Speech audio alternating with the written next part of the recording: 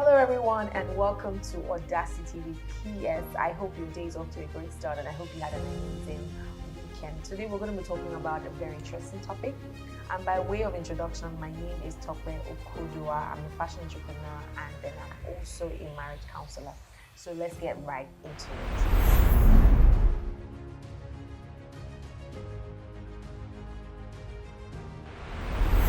Welcome back, but first, before we get into the topic I have for today, I'd like to appreciate PS for giving me this opportunity to share my topic today with you guys. Thank you so much. So today, I'm going to be talking about a very interesting topic that we all go through, one form or the other. I mean, every one of us are adults, and sometimes when adulting, gets into, or when we get into a point of adulting, we experience some form of challenges along the way. And my topic today is prioritizing family time, making time for what really matters. Now, when I got this topic, I was like, okay, this seems very different from all the other topics that we've been having every Monday. And this might not be maybe what you want to hear on a Monday morning. I'm sure you want to hear something that will motivate you if you're a business owner or if you're in a career space and all of that. But I dare say to you that this is very, very important. And I mean, you may also say that this is important to married people, but it's also important to single people, right? Because it's not only married people who have families. As a single person, you also have family, right? You have siblings, you have people who matter to you in your life. And so, like I was saying earlier, as adulting gets, as we become adults and we start to adult, right? Sometimes it's very difficult for us to set time out for family, to prioritize family, because everyone is all about the money, right? You want to make money, you want to move forward in your career, you want your business to go higher, you have goals that you really want to achieve, and sometimes, like they say, time is money. So anytime you have to make the most of what you have to do is important. But I dare say to you that family time is important, right? Because if you do not take time for family, if you don't take time for yourself, you're going to burn out. And that is one of the challenge of work-life balance, right? So today I'm just gonna, it's gonna be a conversation, right? We're gonna have conversation as we go on, so you can try to understand my point of view and why I feel like this is very, very, important to you. Now, so there are pressures that in your career, in your business, to get ahead. Even in your life as a parent, if you're a parent, to do your chores. And so there's that, struggle for your time and for balance, right? So it's very, very critical, like I said earlier, to, give out time, for all of this. And even the rise of technology, of remote work, has made a lot of people more connected to their work than their family, and, even time to rest, right? So it's a bit of a hassle and can be a bit of a challenge, because some people even work 2 jobs, 3 jobs, and so where do they really have the time for family, right? But it's really, really crucial. And I'm just gonna go ahead and just give you strategies, things to do to enhance and to prioritize family time, and your relationship, work-life balance, basically. So before I go into the strategies, I'd just like to say some key things that are really important before I go into that. Now, I want you to understand that there are seasons in your life, right? Some people are in a season where work is demanding a lot from them because they are probably at the beginner stage of their career. And when you're in your beginner stage of your career, there's some things that you might have to give time to more than some people probably who are in mid-level or who are in high-level management in their career and their businesses, right? So it's very important for you to understand the seasons that you are in. I can give you an example of the time when I started to work. Although I used to do I was in a shift role at the time, but I knew that I needed to give my time more for this work because I really didn't know anything about this job role that I was going into. So it demanded my time. I need to put focus into it. So it's very important for you to understand seasons. Now, that's why I wanted to say that before I go on and go on ahead, because some people may not actually have the luxury of time to spend a lot of time with your family, right? If you're a parent, if you have a wife, if you are married, you need to create time for your wife. You need to create time for your children. You want to parent your children, right? You want to be able to have time, for your children, right? So let's go right ahead to the strategies for balancing work and relationships and family life. Are you ready? All right, so before I go into the strategies that I would like to give you to help you to enhance family life and prioritize family time, I want you to do me a favor. I want you to pick up this link and share it across your social media platform. Share it across your WhatsApp, Instagram, your threads. Tell all your threaders that there's something going on, Audacity with PS is going on, so that someone can learn from all of what we are sharing or what I'm about to share with you today. All right, so have you done that? Have you done that? Okay, quickly do that. I'll count 1 to 5. 1, 2, 3, 4, 5. Okay, all right, let's go. So number 1 is prioritize your time. Prioritize your time. Now, a lot of things I'm going to be sharing with you today are probably things you've heard before, right? But I want you to really pay attention to all that I'm going to say, because they are really important. They might sound cliche, but they're really important for you to be able to have a work-life balance. You need to prioritize your time, right? There are some things that are important, and there's some things that are of high priority, and there's some things that just aren't, right? And as we go about our day, a lot of things will try to get your attention, right? Like, I'm sure a lot of people are going to work today. Today is Monday. And so when you get to work, there are probably some couple of things you need to do, some reports you might need to send in, and all of those things. And so what I want you to do is, during the course of your day, or during the course of your week, or during the month, you know what you're going to do. You know what some of the things you're going to do ahead at work. One of the things you want to do is you want to prioritize what are the things that are important to me for today. What are the things that I need to get done today? And not just, going about your day without any direction, without any focus. Because when you do that, you would not be able to steward your time appropriately. You will not be able to give focus to the things that need your ultimate attention. And one of the things I like to do in prioritizing my time is to have a to-do list. What is my to-do list today? I mean, as you're going to work today, when you get to work, what are my to-dos? For me, before I started my week, I already know what I'm going to do. Even if I don't have a total direction as to what every day would look like, I know the key things that I'm doing each day. And when I get on that day, I now start to list out the items that are important. What are the things that I have to get done today? What are the things that are not so important, but I can as well do them later? So you have to prioritize your time. Get a to-do list. Write, okay, this is the most priority. I have to send this report before this and this. And when you do that, it helps you to manage your time, and it helps you to set your priorities straight, right? So you can focus on the activities to do and not just, go about your day without any form of focus, right? So prioritize your time during the day. Prioritize your time during the week.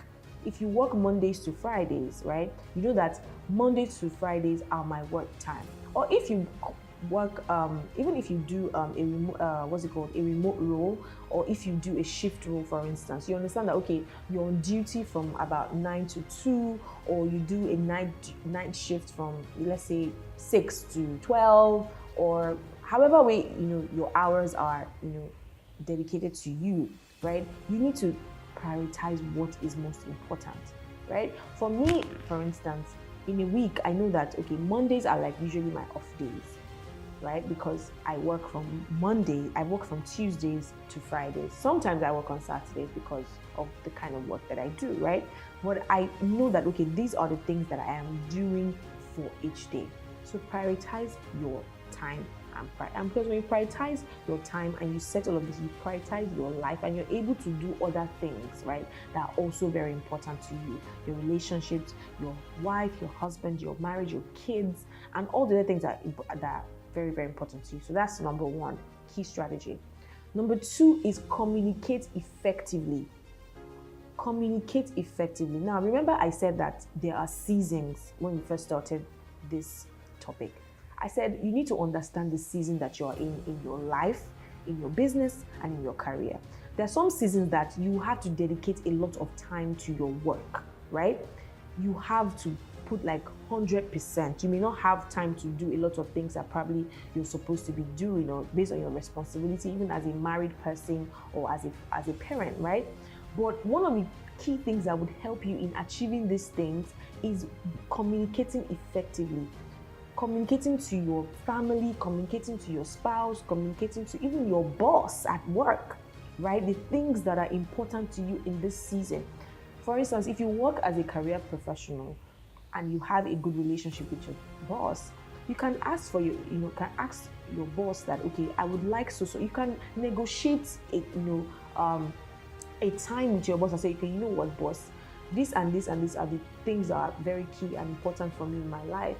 How can we work to ensure that I'm able to also to deliver on my work and my family as well, right? There's a way to do that. You can always approach your line manager, your boss at work. It's all about conversations and negotiations, right? So communicating that effectively is very important, so that your family do not live left out because maybe they feel like, oh, you always work all the time. Because I mean, I've had situations where some couples say that, oh, my partner is always working. He doesn't have time for me. He doesn't have time to do this. You don't want your partner to feel left behind or feel alone in the marriage, right? Because you have so much work to do. But in order to do, even if you have so much work to do, one of the key things you can do is to communicate effectively that, okay, well, babe, this is what's happening. I may not be able to do this and this and this and this. Because when you do that, it means that you've carried your family, you've carried your partner along and said, okay, I'm telling you ahead so that we can plan appropriately based on my work schedule, based on what I have going on, other family time, other things that we can do as a family. Even if it's projects that you need to do as a family, right? Even if you're not married, you're single and all of those things. If you have roommates, if you have friends that, your family that probably you go and see at some time, but because you don't have the time, because you have to devote more time to work, communicating effectively helps. It even helps them to see reasons with why you are doing what you have to do and to offer support as well, right? So communication is very, very important. And when you communicate effectively, that way people don't have so much expectations of you where some duties and some responsibility is concerned. So communication is very, very, very key. That's number 2 strategy. Number 3 is you have to set boundaries. You have to set boundaries, and this is very, very, very, very, very key. A lot of people, for me, let me give you a very good example. I like to work, right? When I'm working, I'm in work zone. I really don't, sometimes I forget about some things I'm supposed to do. But I have set some boundaries that, okay, once is this particular time, I no longer want to have anything to do with work, right? Because I have a family, I have a daughter, I have a husband that I have to pay attention to, right? That I have to do stuff, I have to cook for, I have to make sure that she's fine and she's okay, right? So all of these things are important. You need to set boundaries, right? Even when you're having conversation with your spouse. Some of us spend so much time on social media that at the end of the day, when you take stock of how your day went, you realize that you spent about 70% of your time on social media, just scrolling and scrolling and scrolling and scrolling and not really achieving much, right? You have to set boundaries. You have to set boundaries on screen time.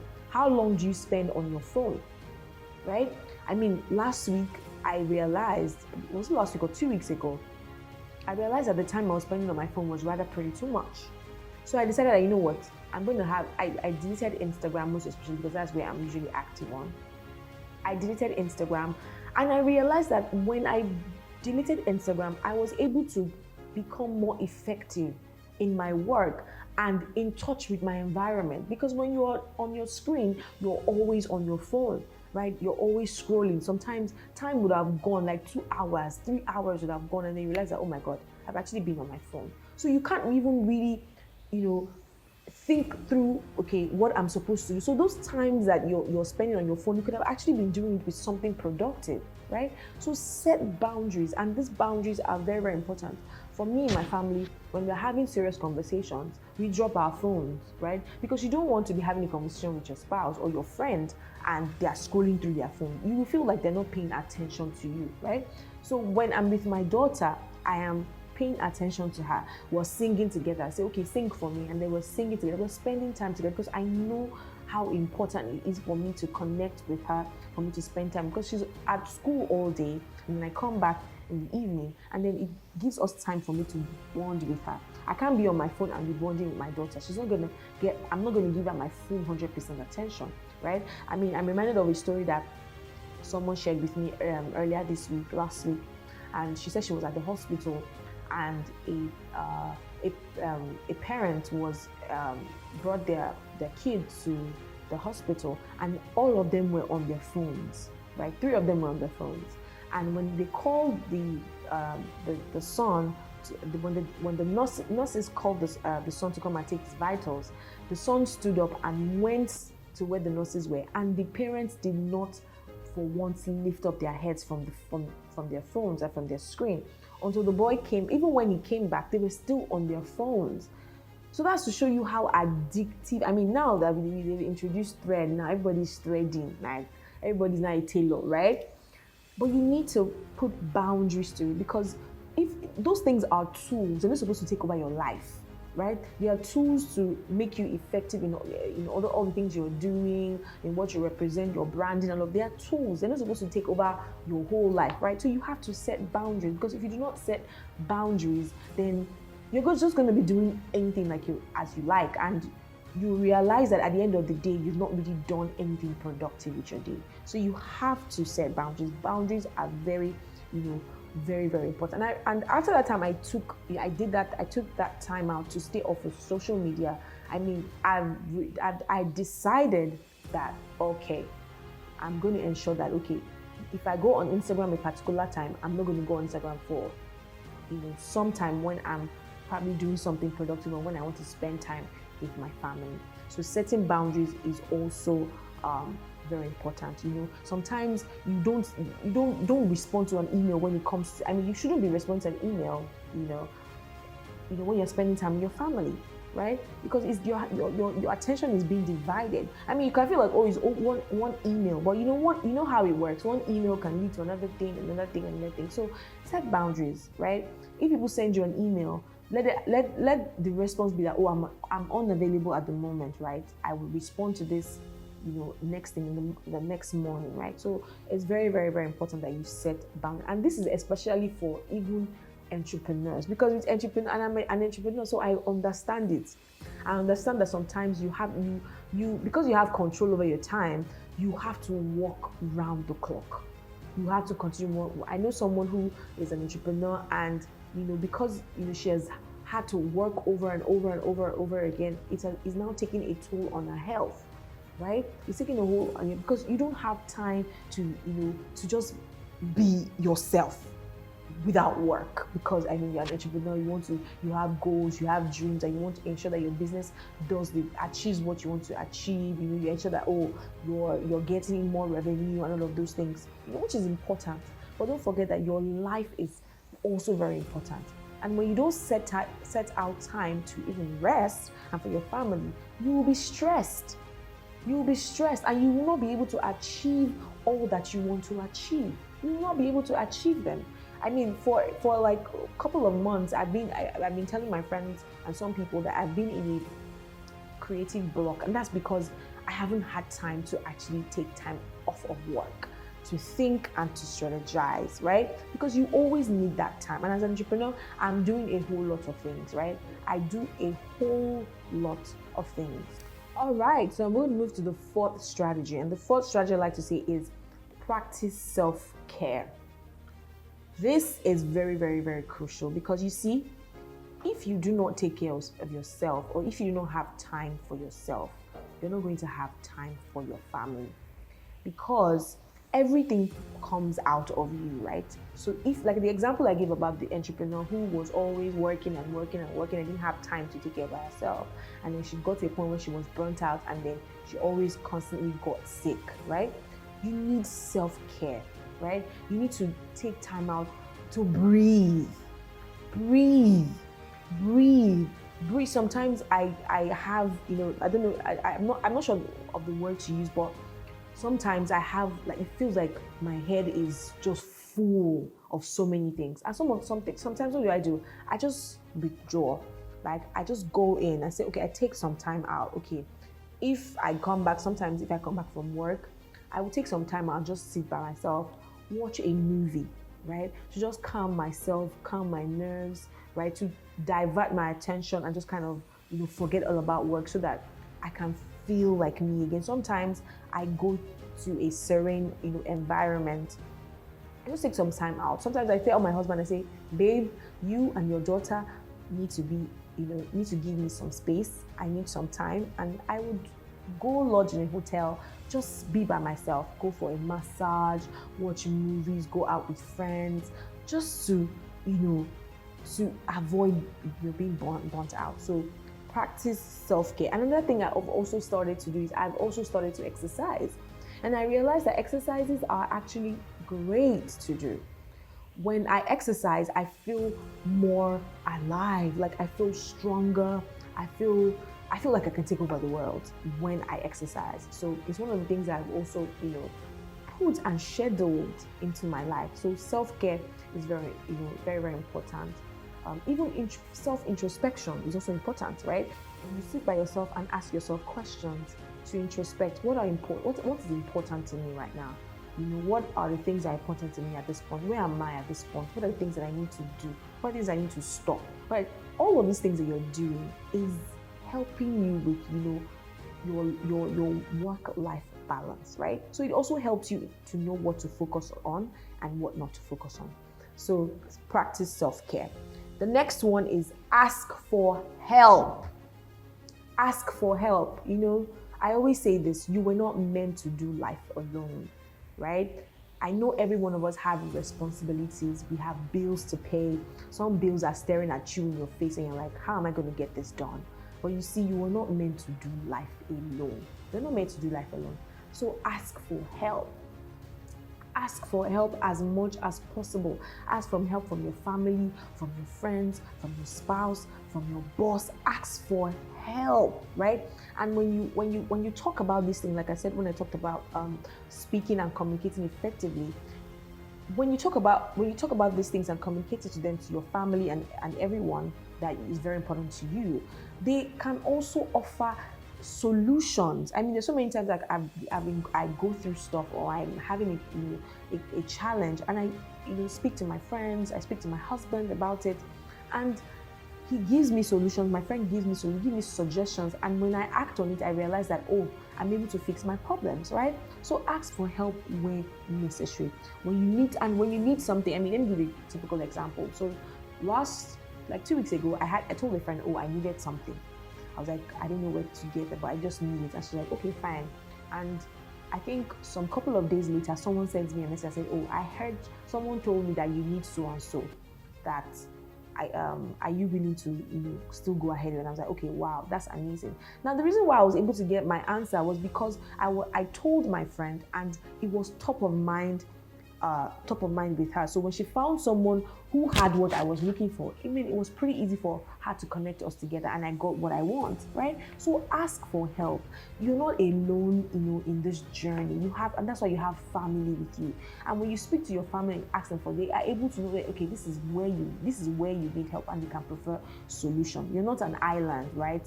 You're not an island. You're meant to, mingle, and that's why we have community. We have community. Community is supposed to help you with your life and with challenges that you're going through, right? So you need to ask for help, right? It's not a bad thing to ask for help. When you ask for help, it's not a weakness. Some people feel like when I ask for help, people might feel like I'm weak. No, right? There are some things that might be your weaknesses, and it's some other people's strength. So ask for help. All right, the next thing is practice delegation. practice delegation. Now, this can be very difficult, especially for people who are perfectionists, right? Perfectionists, people who want things to be done a certain way. I mean, I used to be like that, but later when I realized that I cannot do life alone, I decided that, you know what, I would rather outsource what I'm not really good at and work on my strength. That is working smart. It's not all about working hard and doing activities day in and day out. When you delegate, you say, okay, you do this. So far, it gets me the result that I want. Please, all well and good. I'll give it to somebody else to do it for me, right? Outsource. Try outsource things. If you cannot do something, sometimes if you're a mom, for instance, or you're a mom who works 9 to 5, and sometimes maybe you come home late and you're not able to cook, right? You can outsource cooking sometimes, right? Outsource cooking so that your family members have food to eat at home, right? Outsource laundry. You don't have to be washing the clothes yourself, right? Outsource all of these things so that you're not stressed. Use your money to buy time so that you can spend that time with your family and with the people that are important in your life. So delegate. I know some people, it's very difficult for them to delegate, but you need to. If you want your life to be prolonged, you need to delegate, right? Very, very, very important. Now, the next thing and the last thing I'd like to share is you need change of scenery. Right? Sometimes when you are in a particular environment for so long, you get into that space for so long, you're not able to be in tune with yourself and your family, right? Sometimes you just change scenery. Sometimes take your family out. Sometimes even take work out of where you are. Sometimes I work from home. Sometimes I work from a place where I haven't worked before, so they can help my mind. I can be in tune with myself. It can give me a fresh perspective. There's just something about going to a place that is new, right? You feel alive, you feel fresh, you feel different, right? So just implore you to try that. That would help you, as well, for you to create all of this work-life balance. Because some people don't have time for themselves. Like I remember some months ago we had our marriage retreat for married couples, and we had a session where we had couples speak to each other for about, take a walk. We had them take a walk and have conversations, right? And at the end of that exercise, so some of the couples started to say, oh, they haven't done this in the longest time possible. Some of them have not even sat down together to have meaningful conversations. Now, all of these things are important because they help to build intimacy, right, in marriage, right? And even if you don't have a partner, you can take a stroll. Taking a stroll sometimes clears your head, right? Don't worry, we'll let you breathe, right? All right, so these are the strategies I want to share with you today, and I hope that you've learned one or two things. Now, I also want to talk about people who probably have irregular work hours, maybe people who do shift job, people who maybe sometimes their spouses are living in different countries, or all of that. See, the most effective thing for you guys to both do is communication. Communication is key. I mean, sometimes during the course of my day or after I come back from work, I'll ask my husband, literally say, okay, babe, what are you doing tomorrow? Now, the reason why I'm asking all of this is because I want to be able to know what is on his mind for tomorrow so that I can prepare ahead and I can plan myself appropriately.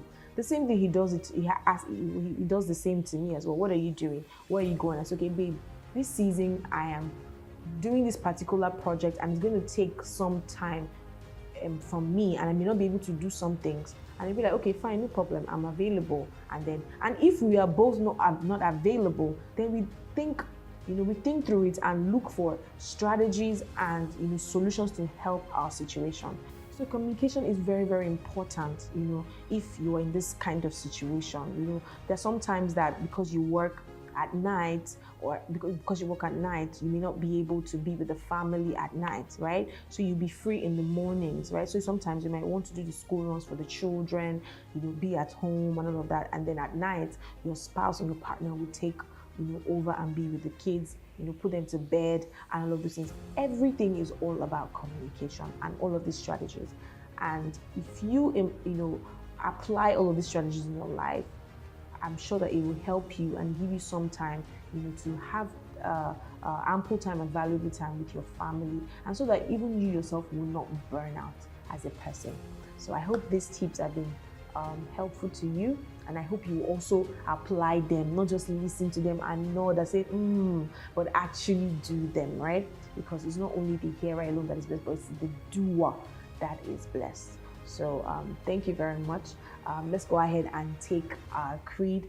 I want you to lift up your hands and say after me: as sure as God helps me, I will not give up, I will not cave in, I will not quit, I will not fail, I will not fear, I will not die until my job is done and victory is won. I am the new and I love this church. Thank you so much again for joining me on Audacity with PS this beautiful Monday morning. And I pray that your week is blessed and you make the most of it in the name of Jesus. And I pray that you actually put these strategies to good use so it can be effective for you and your family.